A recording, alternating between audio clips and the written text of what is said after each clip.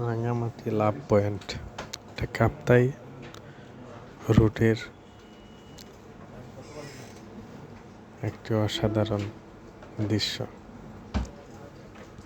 পর্যটকদের জন্য কাপ্তাই রুট একটি অসাধারণ। এখানে আসলে যদি আপনি এই রুটে ভ্রমণ করেন, এক পাশে পানি, লেকের পানি, অন্যদিকে পাহাড়, গাছ, মাঝে মাঝে মনে হয় যেন দার্জিলিংয়ের ফ্লেভার। লাভ পয়েন্টের এই ব্রিজের অংশটা অত্যন্ত মনোরম দৃশ্য। এখানে বিকেলবেলা পর্যটকদের অনেক ভিড় দেখা যায়। অনেকে আসেন এখানে লেক এবং পাহাড়ের প্রাকৃতিক দৃশ্য উপভোগ করার জন্য।